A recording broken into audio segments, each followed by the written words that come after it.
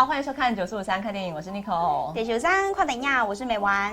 今天是2023年的第1集，没错，对，新年快乐，新年快乐！不知道大家有没有上礼拜有没有去跨年呢？还是有去做什么事情呢？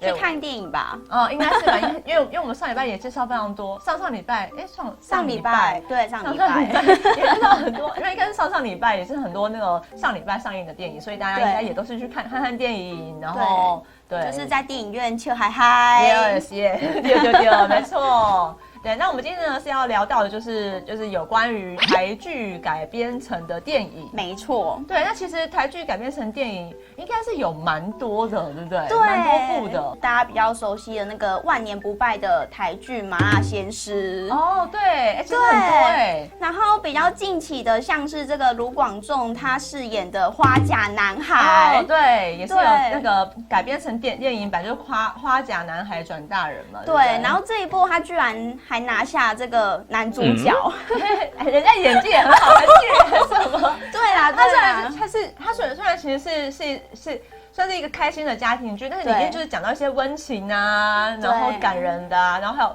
爱情啊等等等。对，然后他的电影版也是非常的有趣，就是穿越回到就是他爷爷还在世的那个时候，对，就带了一点穿越的情节在里面。还有一部，我觉得这部大家一定都知道，就算你没有看过，你光是听到他的台词，瑞凡，可是我们回不去的。对，可是瑞凡。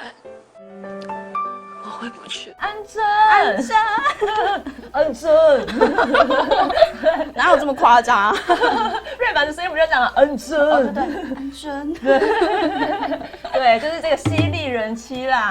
对，小三哦，没错，戏剧呢是在2010年的时候播出的，然后当时真的是引起非常大的这个风暴，就包括你刚刚讲的那句这个经典台词啊，然后还有小三这个词也是在那时候就是开始已经就是风靡起来，对，变成流行语。对，讲的就是这个本来非常幸福又快乐的家庭，但是因为远房亲戚的到来呢，就造成这个家庭这个破碎。对，哇，真的是表妹哎，真的是表妹来着。对，因为当时实在是非常的红，然后他也有入围这个金钟奖多项的提名。哦，对，那当时候呢，这个编剧他就把它就是延伸为电影版，然后电影版的这个剧情就是瑞凡跟安贞他们离婚之后的故事。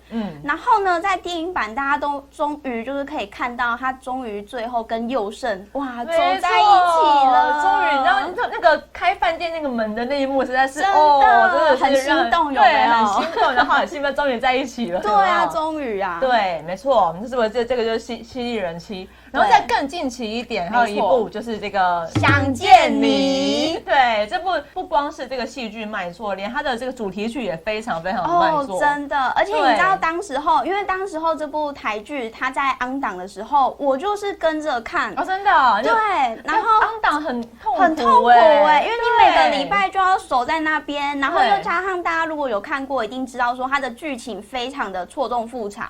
因为它还有平行时空啊，然后就很多条线就是可能穿越来穿越去的。对，然后剧情也是反转再反转，你没有看到最后一刻，你真的不知道他的凶手是谁。对，所以每次看到就是怎么又结束的时候，然后你看到那个预告片，你又觉得说凶手不是他吗？就是要等下一个礼拜后。对，你就会觉得这一个礼拜真的是过得非常的漫长。对，所以当时呢也是造成非常大的这个讨论度，然后加上里面的卡司又非常的亮眼。哦，真的，男的帅，女的美。对，柯佳嬿，然后许光汉，还有这个施柏宇，对不对？对，就大家都是就是男的帅，女的美啦。对，然后他近期呢，终于在这个12月30号，去年的时候，终于电影版来上映了。有没有人上礼拜已经看过？哦，我。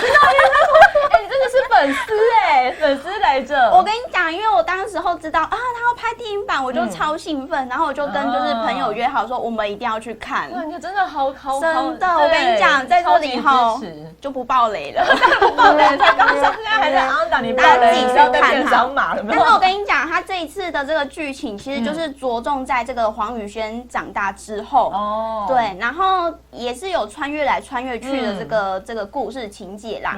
那其实这一次。应该我觉得它剧情也算是蛮复杂的，那大家就是自己去看啦，就大家去烧脑一下，然后也是看一下这个非常非常亮眼的组合再度回归，而且是大荧幕哦，真的，就是你可以更那个，你知道眼睛更吃冰淇淋嘛？对，然后去听一下那个伍佰的歌啊，有没有？哦，对，好，没错，这些呢，就是之前有上映过的这个台剧改编成的电影版本。对，然后最近呢，也是有一部新的电影要上映，然后也是一个非常卖座的这个台剧改编成的。对，这部呢叫做《我的婆婆怎么把圈圈搞丢了》，是在1月13号上映，也算是这个新春贺岁片的这个前哨战了。对，而且它这部其实它的台剧是在2020年的时候上映的，感觉很近期耶。然后当时候其实。相信应该每个人家里的婆婆妈妈应该都有看过这一部吧，因为甚至连我自己的阿嬷都非常喜欢，真的，对不对？对，因为她自己就觉得，这部剧因为是由这个钟欣凌所饰演的，然后她就是这样子很可爱，然后又很好笑，所以她自己本身也很喜欢。对，那其实这部这个台剧是叫做《我的婆婆怎么那么可爱》，然后当时它的这个年代呢，主要是设定在2009年的金融风暴，所以就如同美婉说的，因为其实是有唤醒很多人当时的那个回忆，有没有？这部电视剧呢是由钟欣凌、黄佩嘉、江书伟、许杰辉、邱凯伟、王少伟等人演出，也都是非常非常亮眼的组合。对，然后那时候这部剧的这个内容呢，大概是在讲说，就是由这个黄佩嘉所饰演的 CEO， 她是苏家最小的媳妇，但是也是人人都害怕的这个带赛小欧。对，因为她在这个嫁进门前后呢，她的公公跟她的老公就相继离世，对，所以呢，然后因此呢，她的婆婆就是彩香，就是由钟欣凌所饰演。她就必须要承受着这个丧夫之痛，然后加上丧子之痛，然后还要独自面对于这个家族饼店真鹤斋的倒闭危机。对，然后彩香她其实本来想要去北上，靠的就是子女享清福。对，结果没想到这些子女呢，竟然互踢皮球。对，不孝子啊，他们就是各怀鬼胎。对，然后就只想要说分这个家产，有没有？然后没有一个人愿意来照顾他们自己的妈妈。对，就只有这个小欧，因为虽然我觉得小欧其实也蛮可怜的因为其实她一定也是承受着这个丧夫之痛，然后又要被婆婆就是不谅解，被当成是一个克夫之心。是，对，但其实她还算是挺愿意来照顾她的婆婆的。对，然后反正就是讲的就是这个家庭之间的一些喜怒哀乐的事情啊。对，然后就可能大家看了都会觉得非常欢乐，然后也有感动在其中。对，然后这个新的电影版呢，也延续这样子的感动。没错，但是也是还是非常可爱啊，毕竟这个钟欣凌她本身就是很可爱又很搞笑。对，然后这次电影版也是原班人马再度回归，然后除了原班人马之外，它这个卡司啊、剧情啊、尺度整个给你大升级。对，感动爆笑大升级。对，这个电影版呢，主要是在讲说呢，就是这个彩香啊，她也是有少女心的，就是她的少女心大爆发，然后呢，她就是追星不成，反而弄丢了大明星圈圈，就是由炎亚纶所饰演的，是，然后也引来这个警方的关切。结果呢，这个就是他的子女们嘛，就纷纷的非常傻眼，但是呢，却也没有帮忙。像他的这个儿子秉仁，就是由杨明威所饰演，他就是也不想负责，所以他就落跑，不想要担这个烂摊子，有没有？对。然后他的女儿就是由苏燕佩所饰演的，他就是一直逼问说：“你到底把这个圈圈都哪里去了？赶快把它弄出来，不要这个出了人命啊！不要来乱了，好不好？”对。然后他的2个儿子就是包括这个邱凯伟还有王少伟他所饰演的，他就提议说呢，那我们就报警，直接大义灭亲。对，大义灭亲，你就是去自首，看你到底把圈圈怎么了？对，然后只有这个小欧呢，他就是他必须要去帮他的婆婆找这个圈圈嘛，所以也搞得说呢，他跟他的这个发柜就是由张书伟所饰演的，就是感情陷入危机，然后又跟他的闺蜜就是由那个永兔林言瑜所饰演的，他就是一起被铐上了警局。哇，太惨了！而且你看，帮他的是他的这个员工画柜，还有他的媳妇这个小欧，完全没有一个儿子跟女儿愿意挺身出来，不孝子太不孝了吧？真的，所以到最后呢，呢，到底彩香会落入怎么样的下场？然后圈圈到底有没有找到？然后这家人到底会有怎么样的这个变化呢？就让大家到电影院去看看哦。没错，我觉得这是很特别，居然是由这个炎亚纶来饰演这个大明星。对，其实他就是演自己的。对，因为他本来就是大明星嘛。对啊，真的没错，就加入这个非常亮眼的角色，其实就增加了可看度。对啊，而且他除了就是这次的演出之外，他在这个里面啊，也是我觉得就是彩香婆婆嘛，她也有一些就是大尺度的演出，因为毕竟她跟这个炎亚纶有一些亲密的动作戏好期待哦！现在是彩香跟炎亚纶，有没有？对啊，然后除了有这个尝到甜头之外，也要尝到一些苦头嘛。她还在剧中就是有这个吊钢索，哇，当一个空中婆婆。你是说婆婆吗？对，婆婆太厉害了，超厉害的。然后除了这个婆婆有在这个吊钢丝之外，她的这个追求者一哥有没有？有这个许杰辉许杰辉饰演的，他还就是有坐上这个热气球。对，然后导演为了要拍摄这个热气球，还特地就是从台东，然后借这个热气球到台南来拍摄。真的哦。对，但我觉得过程当中有点辛苦啦，因为其实热气球是很看天气的。对，所以他们必须就是可能早上可能4、5点就要起床开始拍了。对，我觉得也是蛮辛苦的。对，所以大家就是这部真的非常值得大家进戏院去看看，然后也是在这个过年前夕呢，就是让大家进去。就是笑一笑，有没有？就开开心心过一整个年。真的，我觉得这部电影很适合，就是揪你的阿爸阿母啊，或是你的姐弟呀、兄弟姐妹，甚至你要揪这个隔壁的邻居，也都很适合一起。捞咖有没有？嘿，没错。然后触逼折给边，然后一起到这个电影院来看这个婆婆。没错，这个就是要讲到他们这个 slogan 哦，没错，吵吵闹闹还是一家人，阿北就阿母，老定就拉咖，过年看婆婆，对，阖家小孩，没错，对，就看了就是非常非常的开心哦。是，对，所以我们今天呢也是要把开心送给大家。对，我们今天呢是要送这个《我的婆婆怎么把圈圈搞丢了》的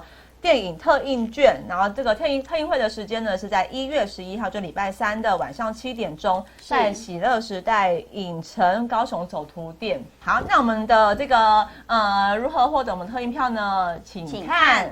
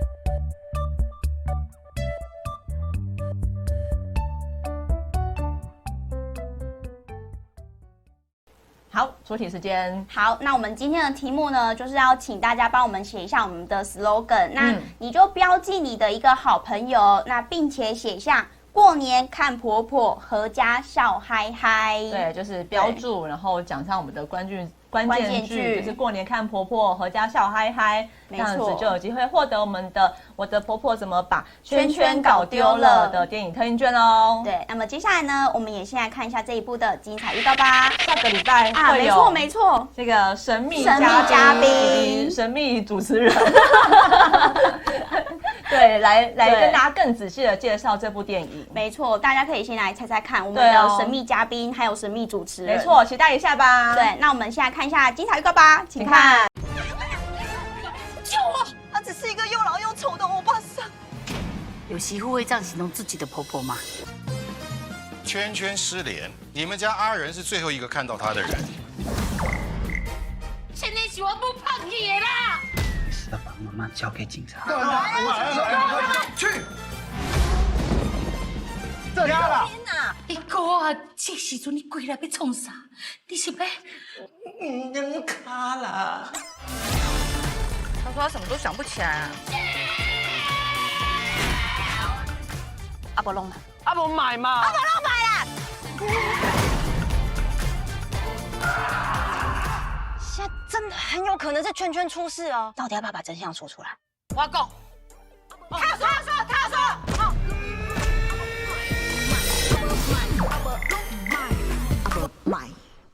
好，接下来我们要介绍另外一部就是即将上映的电影。对，虽然它这部呢不是这个台剧改编成的电影，但是里面的卡司呢都是这个也是偶像剧男神女神来着，不然就是影帝影后级的。对，也是超强卡司。对，这部叫做《山中森林》，是在1月13号上映的。那这部的这个导演呢是由江宁所指导的，然后监制是李康生影帝来做监制哦。哇，感觉又是一部这种黑道电影啊，打打杀杀的电影。没错，但其实李康生，大家不要看他的这个形象是这样子，他其实是首次挑战黑道大哥的这个角色。对，然后他还有全身都花，就是他是全身都有刺青，然后这个刺青呢还花了他2天的时间做彩绘。对，而且我觉得他这次的搭档有没有哇，也是非常的厉害。他这次居然跟李千娜有过这种亲密的大尺度的戏码。是，所以李千娜其实在这部电影也算是有首度这个有大尺度的演出。对，就是有搏杀啊在里面这样子，对，很漂亮。然后除此之外呢，还有大家非常喜欢的王子邱胜翊，对。他其实，在里面呢，也是颠覆他的，就是给大家的形象。他给大家的形象就是那种干干净净的、暖男型，对，然后就乖乖牌的这样子，偶包很重。以上言论不代表本台立场。偶像男干干净净的。就他在这部电影里面呢，他是饰演黑道，还抽烟这样子，我觉得有点意外对。然后饰演他的这个女朋友呢，也是大家非常喜欢的郭雪芙。对，所以其实这个组合一推出来，真的是大家就是必去看的电影。对，为之一亮的卡司。没错。然后其实这部电影我们如果说有持续在关注我们的节目，应该都有稍微听过这部电影。对，因为我们当时在介绍这个高雄电影节的时候呢，这部电影呢就是高雄电影节的闭幕片之一。可能有些朋友已经看过了。对。然后呢，其实这部电影就是大家非常的期待啦，就讲到这种兄弟之情啊，还有这个女人之间有没有女人跟兄弟之间要怎么做取舍这样子。对，就讲到这个兄弟的困难，兄弟的矛盾。对，他的剧情呢是在讲说呢，就是由李康生所饰演的阿生，他就是曾经在这个中山区林森北路混的这个黑道，然后他年轻的时候呢，为了救他的兄弟沙鸥，所以他就入狱了12年。然后在近期就是获得了假释，那曾经在这个林森北路叱咤风云的他呢，又回到这个熟悉的路上，但是看起来好像又非常有熟悉，但是却有点陌生感。然后这个时候呢，是这个沙鸥呢，他已经是一方之霸，然后就是开始掌管着跟阿生曾经一起奋斗过的这个地盘。是，结果这个时候沙鸥的背后的金主萧董的儿子被杀了。然后这个线索中呢，就显示说，这个年轻的黑道猴子他是设有重嫌。结果某一天呢，就是沙鸥他就获得了线报，就派出他的手下，就是有包括阿正、13还有陈浩。陈浩就是由王子所饰演的，对，去夜店埋伏。结果没想到被逃脱了。结果呢，这个心狠手辣的这个猴子呢，因为他就是非常耍狠嘛，是，所以他就对沙鸥开了枪，先发制人这样子。结果这个他的好兄弟阿生啊，当然看不下去啊，他一定要为沙鸥讨回公道。对啊，毕竟你在我的地盘，然后开枪射杀了我的兄弟耶。对，所以到最后到底他们之间的这个黑道之间的争霸，到底谁输谁赢呢？会不会又是造成另一段这个腥风血雨呢？就让大家到电影去看看喽。哇，感觉这过程当中也是蛮刺激的，应该也是有那种拳到肉的戏嘛，有啊，一定有啊，追逐战之类的。对啊，然后还有一些血啊、枪啊，然后还有这个男女之间的这种爱恨情仇。说你到底要不要我？你确定你还要出去拼搏吗？这是最后一次了吗？真的，因为其实在这个剧中，王子跟郭雪芙他们是一对的，然后其实郭雪芙她一直很不希望王子来从事这个行业，很危险啊。对，谁会希望自己的另一半就是每天这样子打打杀杀的？所以他在剧中也是多次的跟王子说，你要不要为了我，然后就不要再走兄弟这一途了？对，兄弟。然后想不到，我觉得王子也是很过分呢，他居然就说你为什么就不能像那个谁谁谁一样，就是体谅我们做兄弟的？对，哎，说到那个谁谁谁，那个谁谁谁是由这个。非常玉女陈德容女神，对，琼瑶女神陈德容所饰演的，哎，是很久没有看到她出现在大荧幕了。对，所以大家就是喜欢那种琼瑶的系列，有没有？也可以就是去电影院看一下我们的琼瑶女神，是还是很美，就是真的。虽然就是过了这么多年，就还是依然非常有气质，然后这么美这样子。真的。对，然后讲到讲到琼瑶女神，讲到就忘了。对，反正呢，其实在这部电影当中就有很多就是那种兄弟之间呐，还有就是跟女人之间的这种故事啊。对啊，对啊，刚刚讲对郭雪芙嘛，对，而且大家可以等下可以看一下那个预告，就是有看到这个郭雪芙她披上了婚纱，结果另一个场景就是这个王子被那个枪打到，然后流血，所以到最后王子到底有没有跟郭雪芙走入红毯呢？难道他们就要这样子分开了吗？好可惜哦，真的，大家去看看啦，看到底最后是怎么样了？对，我觉得大家看了会觉得很过瘾啊。对，也是道尽了一些江湖儿女的这种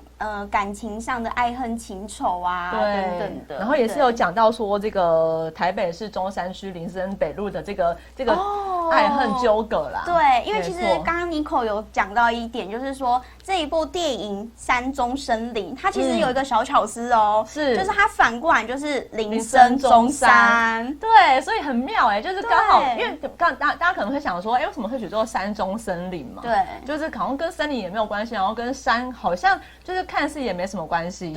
对，但是就是其实反过来就是林森中山，对，超棒的一个对，小好好哦，对啊，真的。好，那这部就推荐给大家，就也希望大家在1月13号上映的时候可以进电影院去支持喽。是，好，那我们接下来呢也是有山中森林的电影交换券要送给大家。那这个步骤跟刚刚一样，就是要订阅我们的 YouTube 频道，然后截图我们现在的节目画面。接下来就是要回到我们的脸书去留言，还有附上你的截图跟本名和生日，就有机会获得我们山中森林的电影交换券。那我们的问题来问一下喽。好，请问山中森林呢，指的是台北市的哪一区哪一条路的故事？哦，刚刚我们刚好有讲到，没错，刚好有讲到，就大家那个很简单啦，反过来就知道了，有没有？对，那大家就是留言回答问题，还有完成所有条件，就有机会获得山中森林的电影交换券喽。好，那么接下来呢，也先来看一下这一部的精彩预告吧，请看。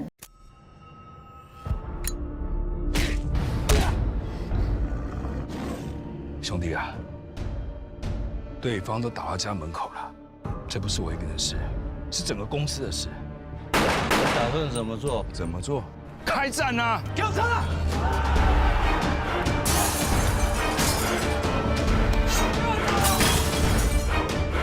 没招对。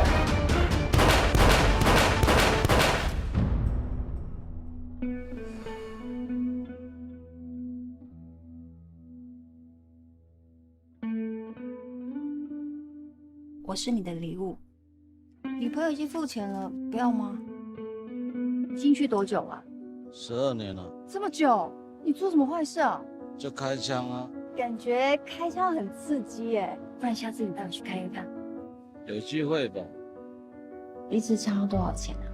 你买枪要干嘛？撑不下去的时候，给自己一枪啊。你做经纪不是做得好好的吗？怎么说不做就不做了？为了女朋友。几点回来？事情办完就回来啦。你妈子在催了啦，我陪大哥就好了。你不要继续混了好吗？欠大哥总要还吧，我保证，这真的是最后一次了。你已经讲了很多次，都是一样的话，我为什么要跟他一样啊？他做酒店又不是我做酒店，你就不能像他一样体谅做兄弟的苦衷吗？那我就跟他一样，等你去坐牢，嫁给别人，生别人小孩，这样你满意吗？兄弟啊，我欠你的，我都记得。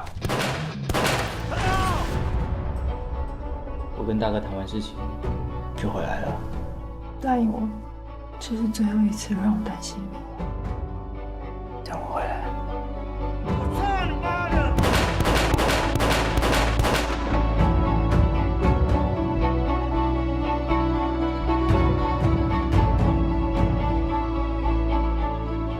兄弟，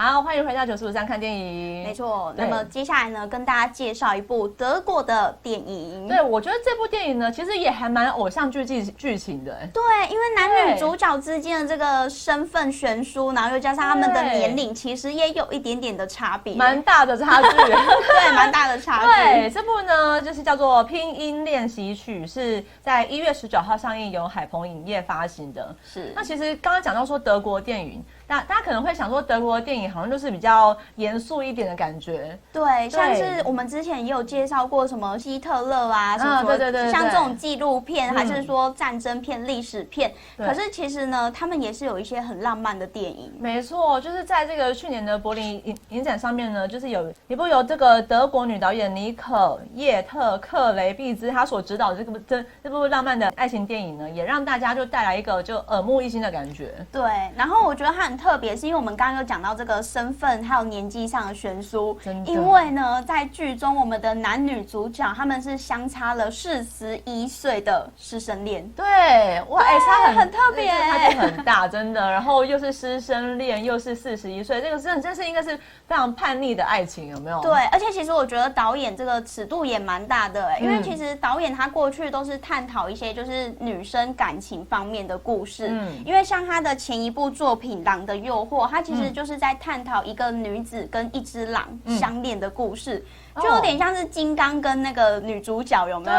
黑猩猩人兽恋之类的。对，然后其实他除了在探讨女性的这个情欲之外，他也是很常在探讨一些大龄女子的爱情生活。哇，所以他就是专门写这种关于女性之间的这个情感的一些细腻的问题就对了。对，然后他也是发现说，其实在生活上或者是他身旁的朋友，其实也都有一些就是大龄女子，她们可能爱情上的一些小问题呀，还是说可能有一些疑问什么的，但是很少在电影当中看到就是把这一些问题放进来。所以呢，他就突然有这个灵感，就是说，那不然我就是也来做一部，就是以大龄女子的这个爱情观、生活观，然后把它加入到这个电影当中。对，而且我觉得这部电影它非常离奇的就是他们的练习展开呢，其实也很特别。对，讲的是说这位这个老师安娜呢，她其实是已过这个演艺辉煌时期的女演员，所以她现在目前呢是靠着配音工作在过生活，然后她也住在她的好朋友的公寓里面。对，就正当她收入递减的时候呢，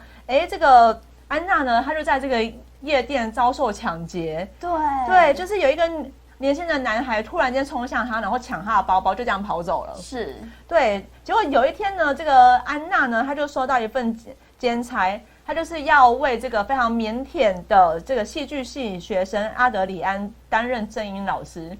结果没想到去了之后才发现说，这个学生就是当初在抢我皮包的那个男生。哇，如果是我就报警了对啊，不过他就想说，因为他还要赚钱嘛，对，所以他也不能把这件事情揭开，所以他们就持续的进行这个课程。是，然后结果这个课程越进行呢，他们的可能教学有进展，但是他们的爱情之间也有进展，是他们就发生出一个非常奇妙的这个关系。是，其实两个人就是也不谈这个抢劫事件啦，就直接有没有避开这样子，略过有没有，就不要去讲这个事情。我们不谈抢劫，我们谈恋爱。对，可以谈恋爱，对，谈恋爱可以。对，所以两个寂寞的人呢，就开始一起吃晚餐啊，一起散步啊，就共同发展出一个很奇妙的关系。哇！但是因为他们的年纪实在是真的是悬殊非常非常大，对，所以其实安娜呢，她也多次的劝这个学生说，你还是去找你同龄的女孩子去谈恋爱。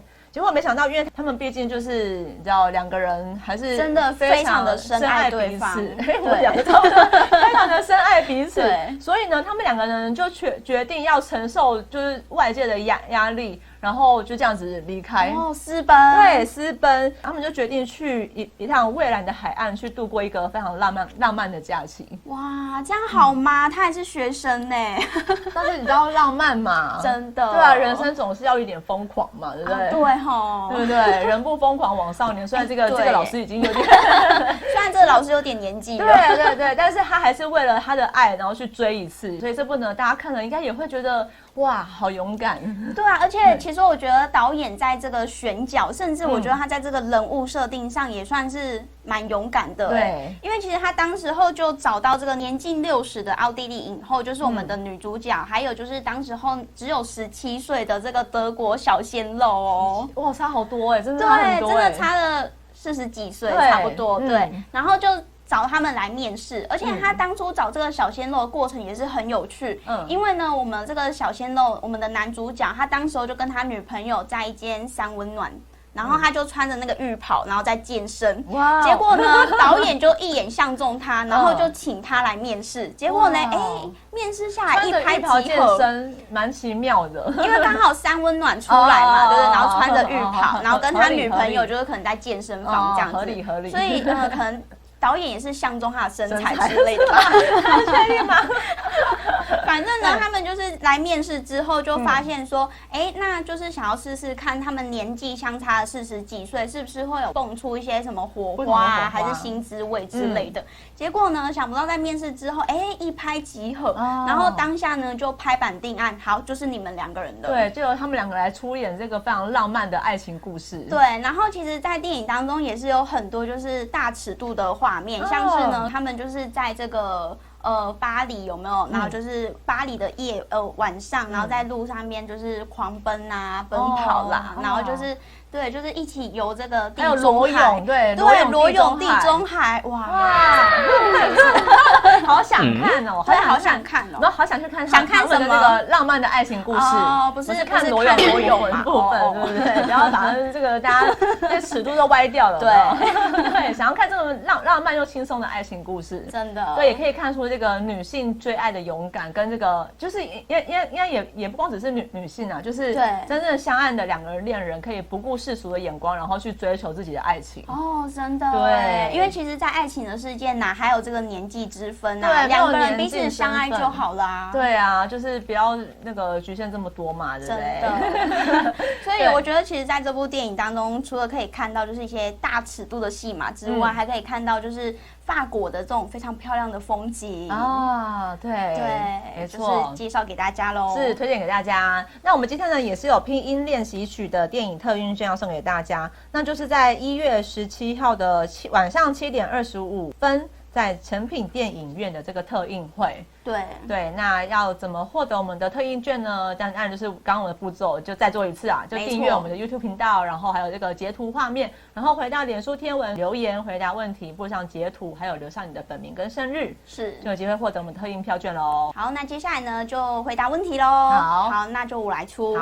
好，想要问大家呢，假设如果你今天是我们这个拼音老师，或是反正你是一个老师，然后有一天你收到了一个学生，你突然发现这个学生是在不久前，然后抢了你的钱包的，抢了你的皮包的人，那你还会愿意收他吗？还是你就是报警抓他呢？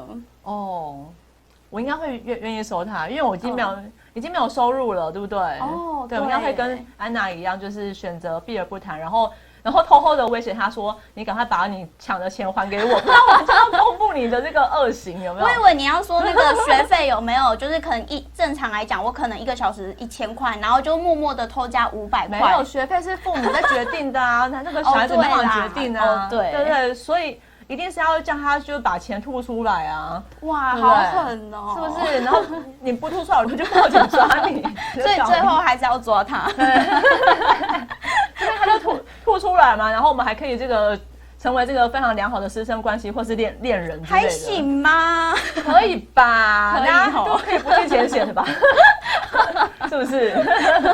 对，那他就是回答你们的问题，然后记得完成所有条件，就有机会获得拼音练习曲的电影特映券喽。对，然后这个特映会呢是在台北，所以就是当天可以去的朋友，就是在帮我们参加这个活动哦。对嘛，我们有高雄的，也是有台北的，真的，南北有没有都造福一下？中部怎么办？中部就看你要跑北部还是要跑南部，自己挖坑。对，好了，就是这样的哦。OK， 好，那我们今天的节目就到这边。对，那么最后呢，也来看一下这一部拼音练习曲的精彩预告吧，请看，好，拜拜。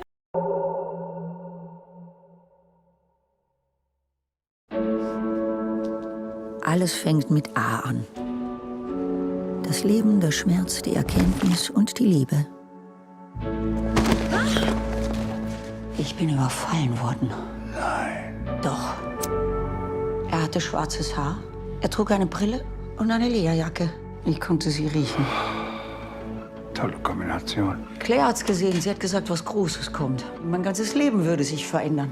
Na, das wird auch schön. Ich suche Anna Muth. Also vergeuden wir keine Zeit. Los, hopp, fangen wir an. Jawohl, jawohl, jawohl. Sie wollten nicht lügen, aber sie wussten auch nicht, was die Wahrheit war. Wer sie füreinander sein sollten. Sie wussten gar nicht, wohin. Es gab keine Geschichte, in der sie sich wiederfanden. Adrian?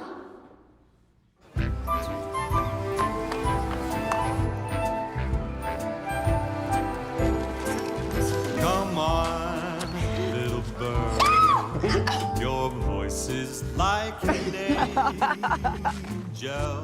Alles beginnt mit einem A. Gut? A sagt der Mensch, wenn er versteht. Ja. Und A, wenn ihn die Lust überwältigt. Oh, you can fly, fly, fly away from me, but A ist der Klang, den man nicht aufhalten kann. I will try, try, try to reach the sun for you. 'Cause I swear you stole my heart, flew away, little Mac. Das A ist immer schon da.